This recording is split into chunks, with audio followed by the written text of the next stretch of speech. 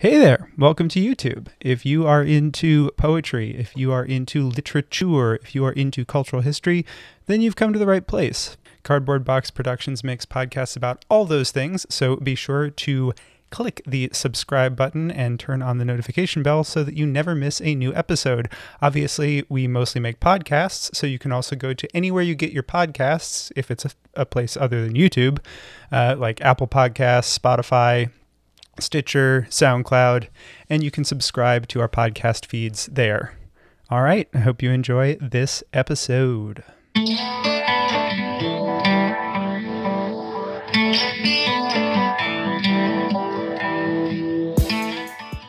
Hello and welcome to Close Talking, the world's most popular poetry analysis podcast from Cardboard Box Productions Incorporated.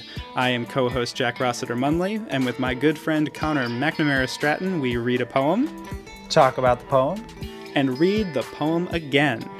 Before we get into today's selection, a quick note that if you like what we do here at Close Talking and have a spare minute of your time, it would mean the world to us if you would give the podcast a rating and review on Apple Podcasts. Those ratings and reviews help boost us up the algorithm and find new listeners. And if you have suggestions for future episodes or comments on this one, you can send us an email at closetalkingpoetry@gmail.com. And you can also find us on social media. On Twitter, the show is at Close Talking. I am at Jack Rossiter Munn, and Connor is at Connor M. Stratton. On Instagram, the show is at Close Talking Poetry, and on Facebook, it's facebook.com/closetalking. We also have a website, closetalking.com, where you can find all the past episodes of the show, and Cardboard Box Productions has just launched a newsletter, Unboxed, and if you go to cardboardboxproductionsinc.com, you can subscribe for more behind-the-scenes stuff on Close Talking and all of the other literary and cultural history podcasts that Cardboard Box Productions makes. On with the show.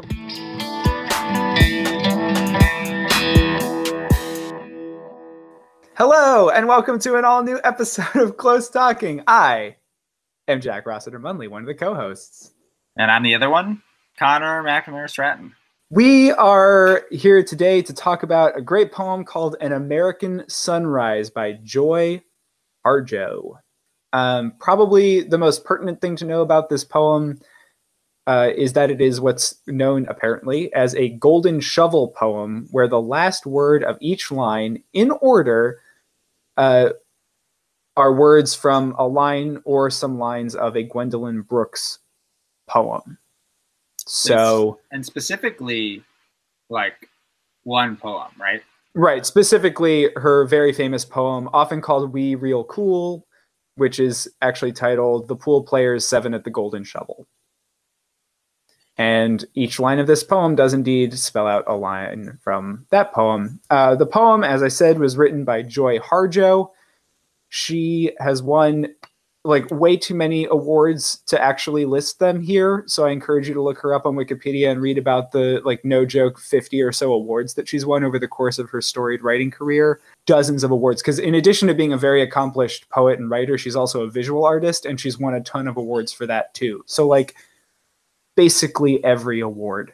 She was born in Oklahoma. She's from the Muskogee Creek Nation, and she was one of the writers who was part of the Native American Renaissance. She came in sort of later on. She's sort of what's known as the second wave of the Native American Renaissance, which is kicked off primarily by the book House Made of Dawn by M. Scott Momaday, which was published in 1968. And there's a little bit of pushback, I know, against the nomenclature of the Native American Renaissance, because some people feel like it downplays the contributions to culture and writing that were being made all along by Native Americans. And I think there's some truth to that, but it is generally how her career is described. So with slight qualms, I'll mention her in that context. She's great. What book is this from? Oh, it's from from poetry. It's from Poetry Magazine. Yeah, in 2017, right? Yes, this poem was originally published on February 1st, 2017 in Poetry Magazine. And it is loosely tied to this musical project that she's been working on about the involvement of Native American people in jazz music specifically. And I think that comes out in the poem itself. Yeah. But this is An American Sunrise by Joy Harjo. We were running out of breath as we ran out to meet ourselves. We were surfacing the edge of our ancestors' fights and ready to strike. It was difficult to lose days in the Indian bar if you were straight. Easy if you played pool and drank to remember to forget. We made plans to be professional, and did. And some of us could sing, so we drummed a firelit pathway up to those starry stars. Sin was invented by the Christians, as was the devil, we sang. We were the heathens, but needed to be saved from them. Thin chance. We knew we were all related in this story. A little gin will clarify the dark and make us all feel like dancing. We had something to do with the origins of blues and jazz. I argued with a Pueblo as I filled the jukebox with dimes in June. 40 years later, and we still want justice. We are still America. We know the rumors of our demise. We spit them out. They die soon. Cool. Awesome. There's a lot going on in that poem, but I have to say, what a way to start a poem. That first sentence, we were running out of breath as we ran out to meet ourselves. Yeah, I know. It's so good. Yeah, it's so right to end, to put the breath first and then ourselves second. Because I love imagining the exhaustion and just like finding yourself, which presumably is where you are, but it's not. Yeah, and it retains the energy, because if you said we ran out to meet ourselves and ran out of breath, it makes it sound like you got tired doing it. But here it's like this joyous exertion that's too great to contain and is necessary. It's really quite something. Yeah, I agree. Yeah, and just so you mentioned that it's from that Brooks poem, and I just wanted to read that poem real quick because I just think that its echoes with the original are very interesting. So it goes, we real cool, the pool players, 7 at the Golden Shovel. We real cool, we left school, we lurk late, we strike straight, we sing sin, we thin gin, we jazz June, we die soon. And so this poem starts at we strike straight, and then the end of each of Harjo's lines is a word in the Brooks poem.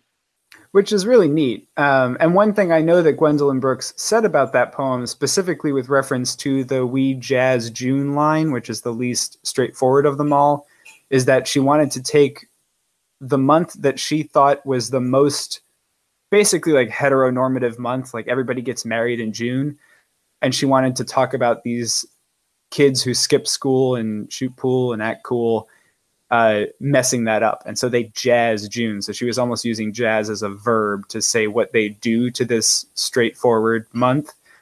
And I think it's really interesting and cool that that is included in here as one of the lines that she uses in her endings, because she's talking almost about how Native American voices jazz.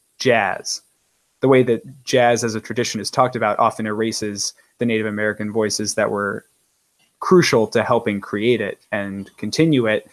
And part of what she wants to do is reinsert those voices and re-empower them. What Harjo wrote about this poem and sort of in general, and about the musical that she was writing, I thought might be helpful to read. So she was saying, at the same time, I was writing a musical that includes Muskogean indigenous peoples and the origin story of blues and jazz. We have been disappeared from the stories, but there would be no blues or jazz without our contributions. Our tribal music is also pentatonic, polyrhythmic, features call and response, and we know how to swing. Anyway, I just thought that was, I like that part. It's interesting. Yeah, and it's interesting to think about the idea of a golden shovel form. Is so kind of wild. It's an iconic Brooks poem, so it's in conversation with her, but it's also just such a small, iconic American poem that is taught everywhere, like almost to a fault, like almost like maybe teach another Gwendolyn Brooks poem, because like she didn't just write like 20 words, but is such a good example of so many things that we want to teach about poetry, which is like sound being so important. We thin gin, we jazz June.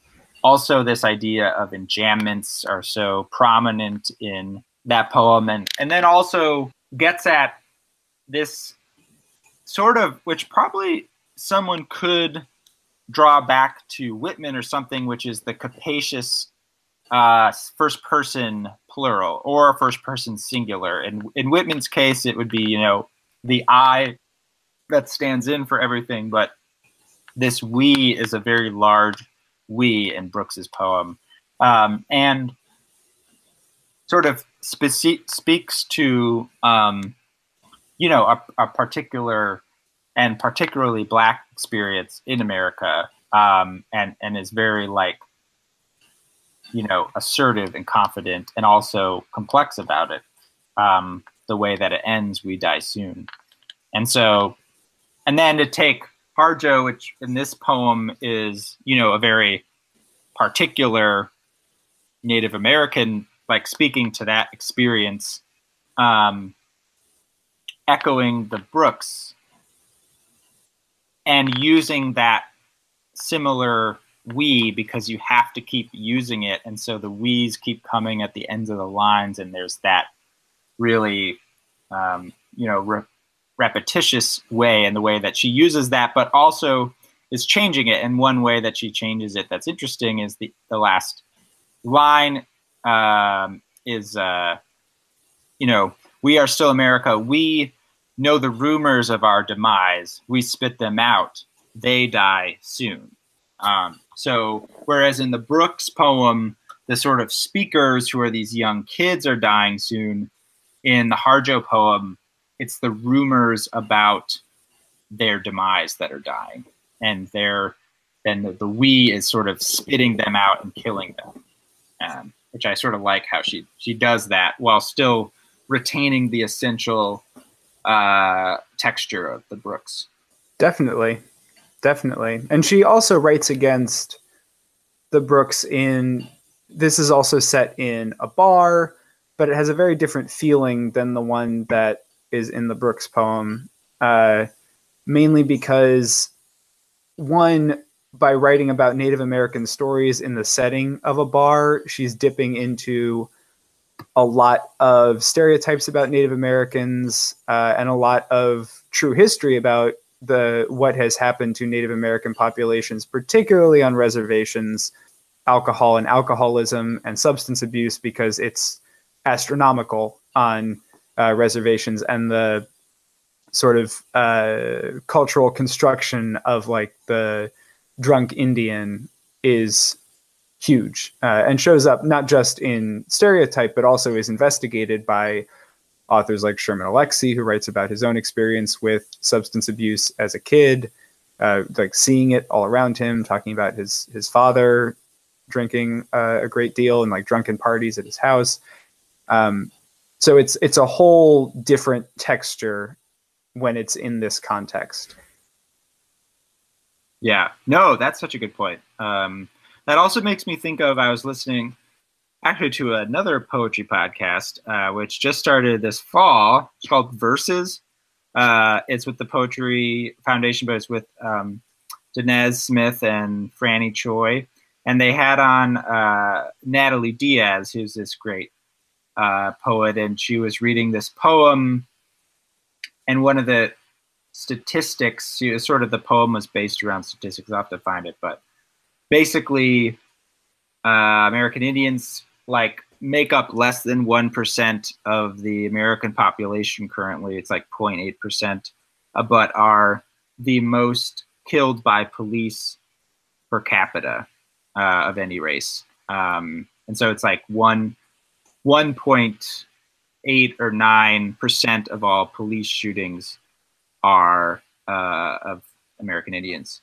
Anyway, that just makes me think of both, the way that I could imagine the constructions and the discourse around sort of that alcoholism, but also like a kind of criminality and threat that then sort of plays out materially in the way that police treat American Indians, which is not dissimilar to what we talked about with the Solmaz Sharif poem, where the rhetoric and the stereotypes surrounding that have very material consequences, which anyone who is that identity knows intimately well, but for some reason it's always a surprise for white people.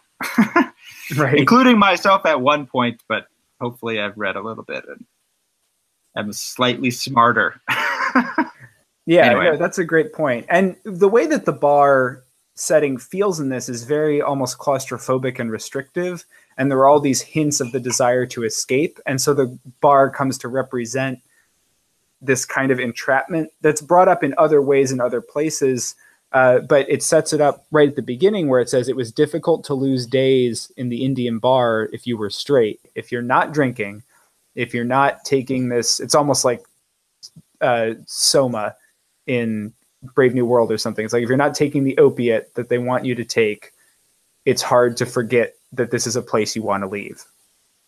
And in fact, the next line tells you that and says, easy if you played pool and drank to remember to forget. Like, if you're drinking, you'll realize that you need to forget that this is a place you need to get out of. This is the box that society wants to keep you in.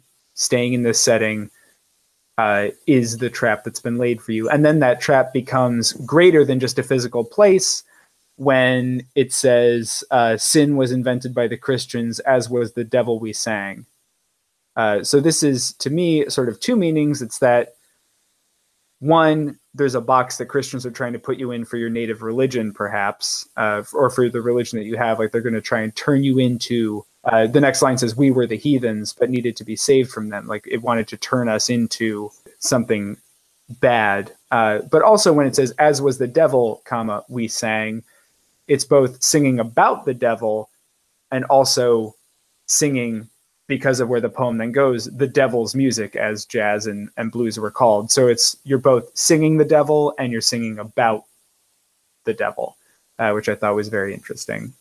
Yeah, that's cool. I like that a lot. That makes me think of, I like the idea of thinking about entrapment and trapped. So that does seem to come up a lot. Like the first two lines, which we talked about a little bit, we were running out of breath as we ran out to meet ourselves. There's that kind of, what you're trying to meet is yourself, but you're not quite there yet. There's this sense of almost getting to where you want to go, which is then followed up by, we were surfacing the edge of our ancestors' fights and ready to strike. So not yet striking, potentially, but then also surfacing the edge is like a double almost. Right. So you're not like in the center of the ancestors' fight. You're not at the edge of the ancestors' fight. You're getting to the surface of the edge almost. It's not exactly the same as being trapped, but it's like in getting to the place where you want to go, you're still not there. You're always almost getting there kind of thing, which I really like.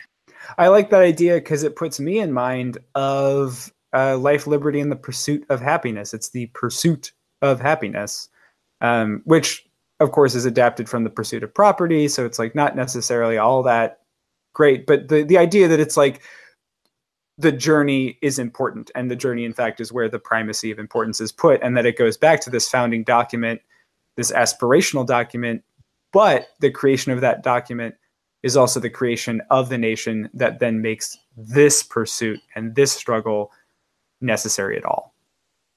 No, that is really right. And it is there's that pursuit still that carries through. We made plans to be professional and did.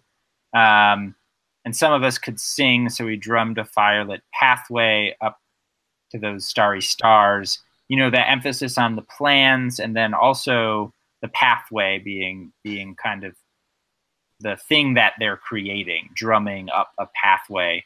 And then at the same time, at the end, that line, "We are still America," is sort of in tension with that, because it's like this constant identity, that the speaker needs to assert, that as much as we're aspiring, and maybe they're not in tension with each other, like ultimately, but there is this kind of aspiration and almost and being trapped.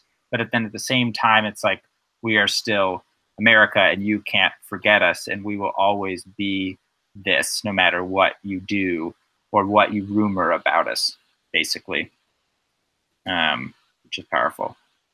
That's really interesting. I have a couple thoughts about those two sections that you point out. The first, where you were talking about some of us could sing, or we made plans to be professional and did.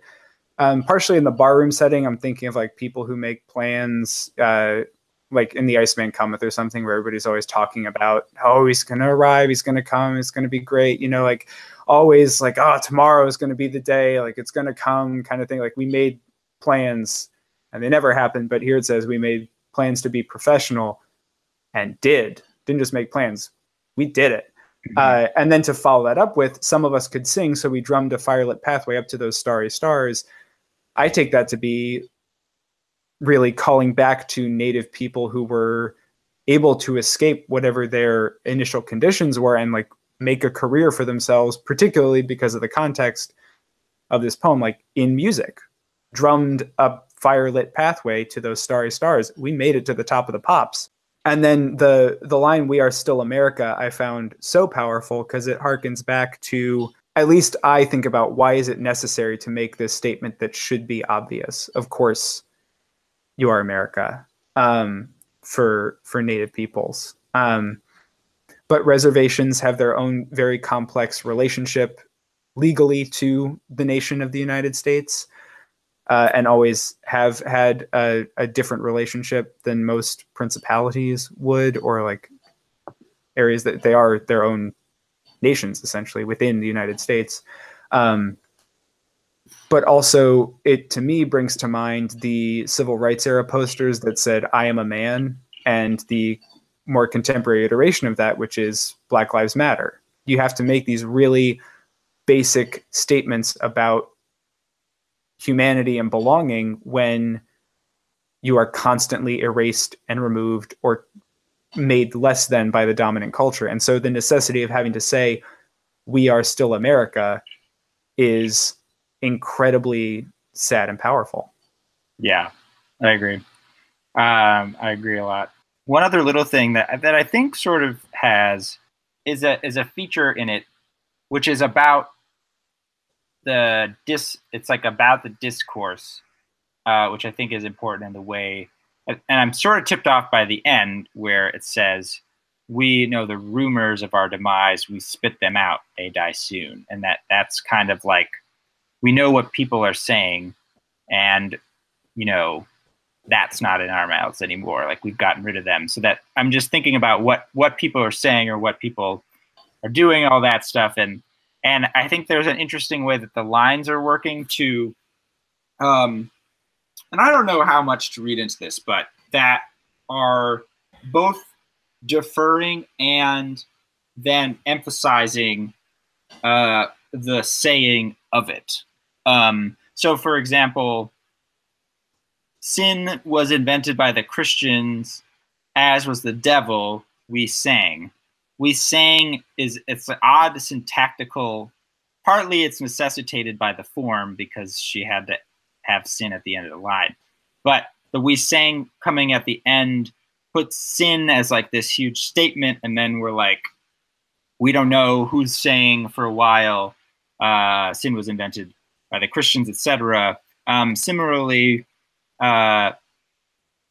we had something, and then there's a line break, had something to do with the origins of blues and jazz. And then there's a line break. And then it says, I argued with a Pueblo as I filled the jukebox with dimes in June. So again, there's this like claim that's very powerful. You know, we had something to do with the origins of jazz, and the way that the line breaks has a moment where the statement can be a statement by the poem and not be qualified by the fact that it's occurring like, quote, in scene or something like that. But then at the same time, so it's deferred in that way, but then at the same time, when it comes, I argued with a Pueblo as I filled the jukebox. It does sort of like, I don't know exactly what the effect is, but it returns to the jukebox, to the bar, and that kind of thing. So it sort of like goes outward really confidently, and then it returns sort of, and maybe is still trapped or something like that. But yeah, I don't know. But that kind of, those moments were very interesting to me, I guess. They are interesting. I have a question related to that in a second, but I like that you drew out the I argued with a Pueblo as I filled the jukebox, because that to me is saying that like the erasure is so deep that even this other native person doesn't know about the origins of blues and jazz that involve native voices. And this conversation is not a conversation, it's an argument. She has to prove her point to this person. And I almost take the as I filled the jukebox with dimes is like, no, I'll show you, like, here's a song by a native person. Here's a song that has a native personality. Here's another one. Like, I'm going to fill this jukebox, and every song you hear, dozens of them, is going to feature these voices, and you don't even know, like, how is this possible? It's like tearing her hair out almost. Yeah. No, I think that's exactly right. That is a great reading of that. I think that's right. My question is, because you so rightly point out, like, a lot of the syntax in this poem is a little weird, and it seems mostly to be a result of the form. Like, how does this form as a form work for you? Do you think it's like heightening the poem, or do you think this poem in another version, like maybe without the constraints of the Golden Shovel poem on it, would fly a little higher, let's say? That is a very interesting question. Yeah, I think I'm sort of undecided. I guess, like, on the one hand, I like the idea of a form coming out not of like a quote form, but a poem. So it's not a sonnet in that it has its roots in like meter and stanza and blah, blah, blah. But it's an actual poem that then sort of gives birth to other poems. So I like that thing, and I do think that works here insofar as, you know, in just like moments like 40 years later and we still want justice. It's a different moment, but the Brooks poem, I mean, it's not 40 years, but it came out in 57, it was published. And there's, in the effort to harken back to the past in the poem, the fact that it comes from a poem, like literally has the seeds of it in 1957, sort of like embeds that in a way that, you know, a poem that's sort of not coming from that form would do. At the same time, yeah, I mean, I do think that the enjambments are a little conspicuous at times in a way that, like, it's good that the we comes in at the end, like, once, but I don't know. But every time it doesn't seem to be doing a new thing, and it doesn't quite, because it's longer and there's actually real sentences rather than in the Brooks poem that's just like 3-line things. Like I get tugged into a real sentence and then I get a we and then I get a line break, and that is kind of jarring in a way that I don't know is helpful for the poem. Those are my initial thoughts.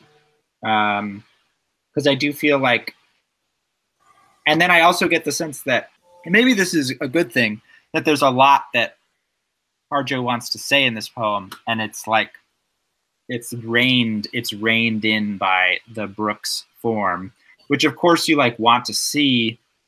Like that's a kind of dynamic thing to see, is this sort of like almost bursting at the seams, and that sort of can be the joy of constraints. But at the same time, maybe there would be more there if she didn't have to kind of, you know, then we have to talk about the jazz thing because the jazz is cupping, and I guess it's going to be June because it's got to be June. Yeah, I think I'm in a similar place where I love what the poem gains from being in conversation with the Brooks poem, but there are a couple of places where I feel like it takes a weird turn that it wouldn't have otherwise. And I don't know that that's necessarily good or bad. It just feels like the poem is being pulled away from something it wants to say by this form occasionally. However, there are also some really interesting and cool original phrases. I'm thinking specifically of thin chants. I love thin chants, and I don't think that would come up without the form. So I'm a little ambivalent about it overall. I really like this poem, and it's very interesting and stimulating to me for a number of reasons. Specifically, I think the music thing really speaks to me. But I'm interested in always when I read a poem that's in a certain form, I'm always like sort of curious, what does the form add? What does it change? You know, oh, it's a sonnet. Why is this one a sonnet? You know, and I find that always an interesting question to ask of a poem when I'm reading it. So I was glad to get your thoughts. Yeah. No. I mean, I love thin chants. But the other thing that my like current hot take about form is that, which I was trying to maybe tell my students, is that like the form both does work and is something. And if the form is so present, I think that, and so like overwhelming or at the surface, then whatever the form means dominates what the poem means in some kind of way, and I think can often flatten the like other things that are going on in the poem. Like oftentimes, you know, in sort of, I think, which I've probably done, like elementary, like less good, not elementary, but less good poems that I've seen being workshopped where there's like the poem is long, the lines are long, and then it like slows, it like skinnies slowly, and then there's like one word at the end, and then the poem is sort of like about something suffocating or like choices being narrowed or something. So the form is imitating the content. But the form is so obvious that like that's like all I get. It's like, oh, suffocation or like claustrophobia or like narrowing, where there's so many things happening in the poem. And rather, I think a form most of the time, unless the form's ingenious, should lie underneath and just tug you in the directions that you want to go. And so in this way, I do think that the form is loud here. And probably made especially so because I'm so familiar with the Brooks poem that I just keep reading that. And so, yeah. So it's possible that at some point, maybe later on, it'll be less overbearing. But in the current moment, for me, it's a loud form that I think the poem could be better served by, you know, maybe not having it. And then it's also like, well, you know, I've spent all this time connecting the Brooks and the Harjo, but it's like, then I don't want to conflate a Native American experience with the Black experience in America, because that's different. I mean, on the one hand, she is bringing that in explicitly with, or at least connecting them with, we had something to do with the origins of jazz, and the origins of jazz are often talked about in terms of like African American contributions, but it's not the same, and she's not saying it's the same. And so I wonder if that form leads to a disservice of the reading of it, where it's like supposed to be about something that, because it's talking about the Brooks poem, I'm reading into this other dimension that it doesn't want.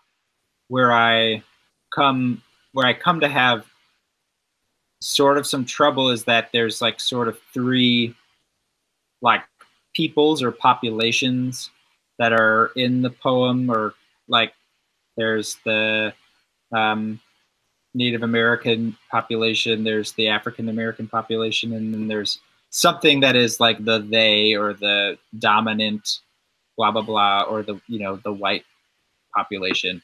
And so a lot of the poem is explicitly against the they, or writing against that, or the, you know, what I would assume to be the white population.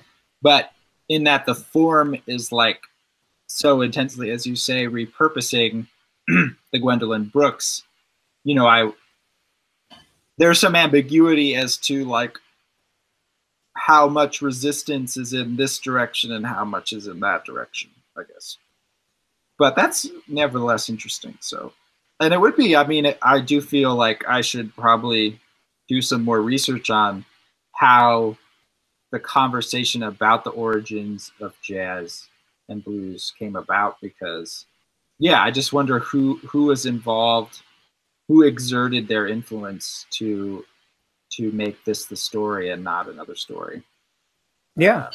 Yeah. I mean, for the most part, it's like white musicologists who traveled into the South to record people, and the narrative that got created was about music of, at least for blues particularly, you know, it's music of like strictly the African American tradition. And while that's true to a degree because of it growing out of slave songs and spirituals and work songs, there's also the very real fact that a lot of people think that Charlie Patton, because he was known to be lighter skinned, the father of Delta blues, was there's a lot of speculation that he might have been part Mexican or part Cherokee, of, you know, mixed race heritage, whereas the music that he pioneered is mainly thought of as Black or African American music.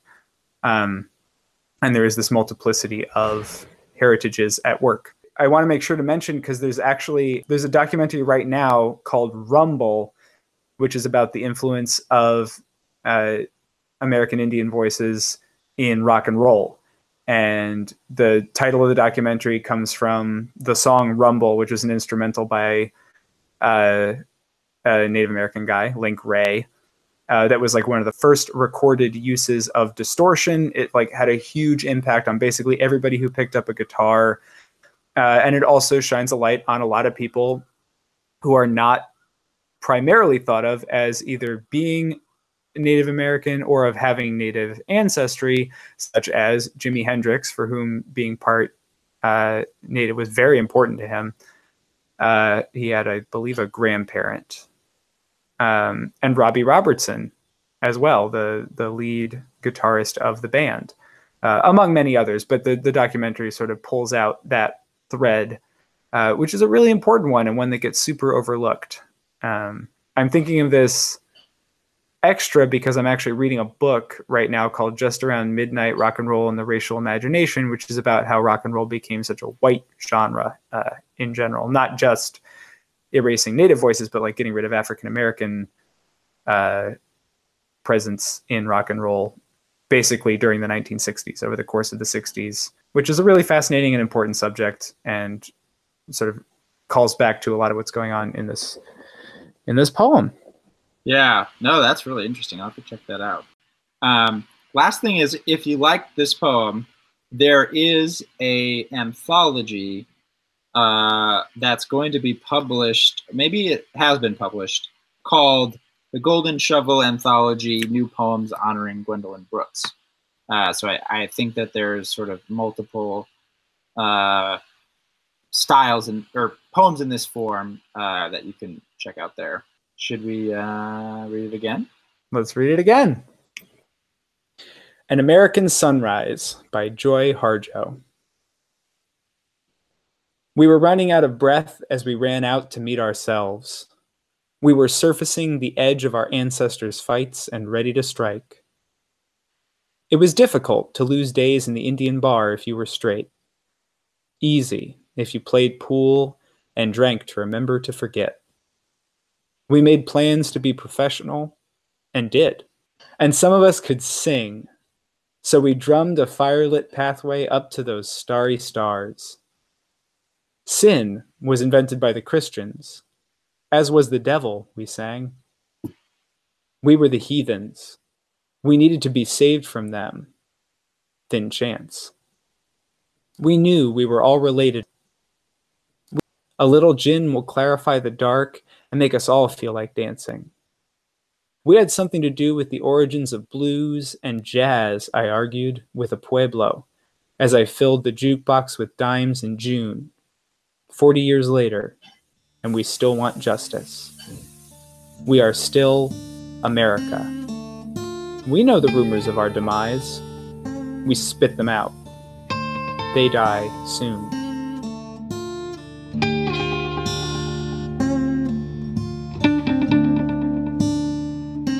This is co-host Jack Rossiter Munley. Thank you so much for listening. If you enjoyed this episode, head on over to Apple Podcasts. Leave a review. 5 stars maybe? Those reviews help with the algorithm and are a great way for us to find new listeners. And you can put anything in them. You can write whatever you want. You can just say, oh, this is a good podcast. I like this podcast. You could be like, hey, that Connor guy, he makes a lot of good points. Jack, why is he doing this outro so long? You know, get him off the mic. And whatever you feel like writing, head on over there, 5 stars, drop in the review. Do you have thoughts about this poem? Is there a poem or poet you'd like us to cover on a future episode? Well, we'd love to hear from you. And there are tons of ways that you can get in touch with us. I mean, I guess you could drop it into an iTunes review. You could be like, 5 stars. Hey, why don't you talk about insert name of poet here? But you can also send us an email. That's probably the best way to do it. closetalkingpoetry@gmail.com is our email address. Or you can find us on Twitter. I am at Jack Rossiter Munn. Connor is at Connor M. Stratton. And the show is at Close Talking. On Instagram, you can find us there too. We are at Close Talking Poetry. And we are on Facebook at facebook.com/Close Talking. We haven't gotten to TikTok yet, and we might never. Who knows? Anything is possible. Speaking of all those social media platforms, a very special thank you to our incredible social media manager, Corey Gina, who keeps us active across the internet. And a thank you to all of you for listening. We will see you next time.